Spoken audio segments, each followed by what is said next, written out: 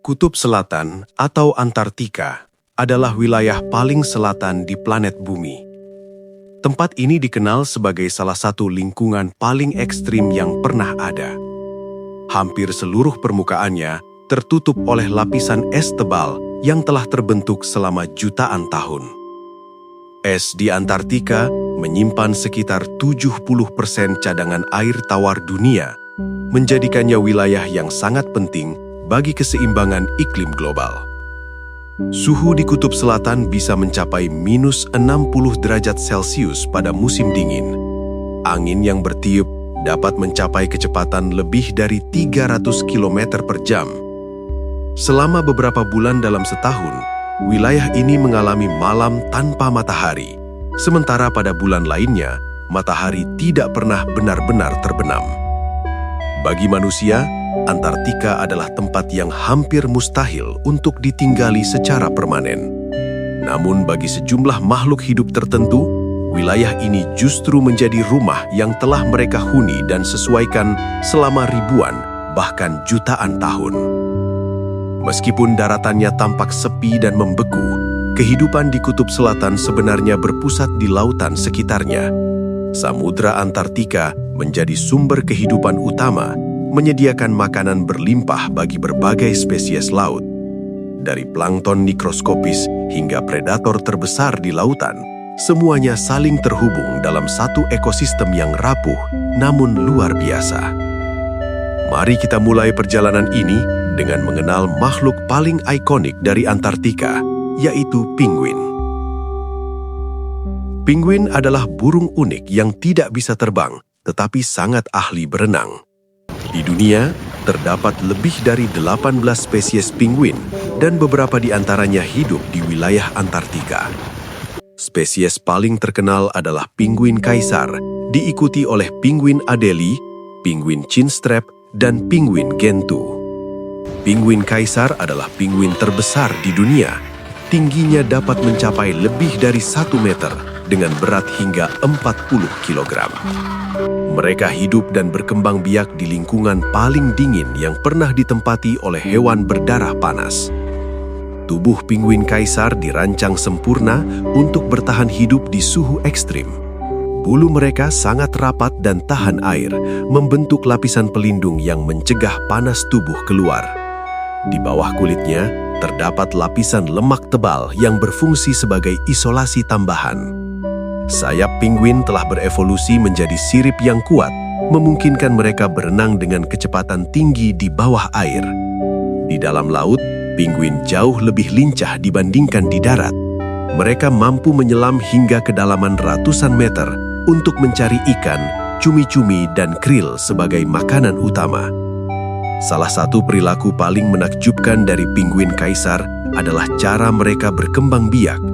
Tidak seperti kebanyakan hewan lain, penguin kaisar bertelur pada musim dingin Antartika saat suhu berada pada titik terendah. Setelah bertelur, penguin betina menyerahkan telur tersebut kepada penguin jantan.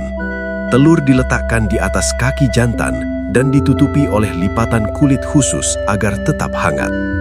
Selama lebih dari 2 bulan, penguin jantan menjaga telur tersebut tanpa makan sama sekali. Dalam kondisi badai salju dan suhu ekstrim, penguin jantan bertahan hidup dengan mengandalkan cadangan lemak tubuh. Mereka saling berkelompok rapat dalam formasi besar untuk menjaga kehangatan. Posisi dalam kelompok terus berganti agar setiap individu mendapatkan perlindungan yang adil dari angin dingin. Ketika telur menetas, penguin betina kembali dari laut membawa makanan. Proses ini menunjukkan tingkat kerjasama dan pengorbanan yang luar biasa dalam dunia hewan. Selain penguin kaisar, penguin Adelie juga merupakan penghuni tetap Antartika. Penguin ini lebih kecil, namun sangat gesit dan aktif. Mereka sering terlihat berjalan berkelompok di atas es dan berenang cepat di perairan dingin. Penguin Adelie dikenal sebagai spesies yang agresif dalam mempertahankan wilayah dan pasangan. Mereka membangun sarang dari batu kecil dan sangat protektif terhadap telur dan anak mereka. Setelah mengenal penguin, kita beralih ke predator paling ditakuti di lautan Antartika, paus orca. Paus orca atau paus pembunuh sebenarnya adalah spesies lumba-lumba terbesar di dunia. Orca dikenal sebagai predator puncak, artinya mereka berada di posisi tertinggi dalam rantai makanan laut. Tubuh paus orca berwarna hitam pekat dengan pola putih yang mencolok. Sirip punggung mereka bisa mencapai tinggi 2 meter, menjadikannya salah satu ciri yang paling mudah dikenali. Orca hidup dalam kelompok sosial yang disebut pod. Setiap pod memiliki struktur keluarga yang kuat dan dipimpin oleh betina dewasa. Mereka berkomunikasi menggunakan suara kompleks yang berbeda antara satu kelompok dengan kelompok lainnya. Di perairan Antartika, orca memiliki teknik berburu yang sangat cerdas dan terkoordinasi. Mereka memangsa ikan, cumi-cumi, penguin, hingga anjing laut. Salah satu teknik berburu paling terkenal adalah menciptakan gelombang buatan untuk menjatuhkan anjing laut dari bongkahan es. Teknik ini menunjukkan tingkat kecerdasan dan kerjasama yang luar biasa. Orca tidak berburu secara sembarangan, melainkan dengan perencanaan matang dan pembagian peran yang jelas dalam kelompok. Meskipun memiliki reputasi sebagai pembunuh, paus orca jarang sekali menunjukkan agresi terhadap manusia di alam liar. Bahkan, mereka dikenal sebagai makhluk yang memiliki empati tinggi dan ikatan keluarga yang kuat. Sekarang kita beralih ke hewan lain yang sangat penting dalam ekosistem Antartika, yaitu anjing laut. Anjing laut adalah mamalia laut yang sangat bergantung pada lapisan es. Mereka menggunakan es sebagai tempat beristirahat, melahirkan, dan mengasuh anak. Di Antartika, terdapat beberapa spesies anjing laut, masing-masing dengan karakteristik unik. Anjing laut Weddell merupakan salah satu spesies paling terkenal. Mereka dikenal karena kemampuannya bertahan hidup di bawah lapisan es tebal. Anjing laut ini mampu menyelam hingga kedalaman lebih dari 600 meter dan menahan napas selama lebih dari 1 jam. Untuk bertahan hidup, anjing laut Weddell membuat lubang napas di es menggunakan gigi mereka. Lubang ini menjadi jalan satu-satunya mereka untuk menghirup air setelah menyelam. Anjing laut macan tutul putih adalah predator yang lebih agresif.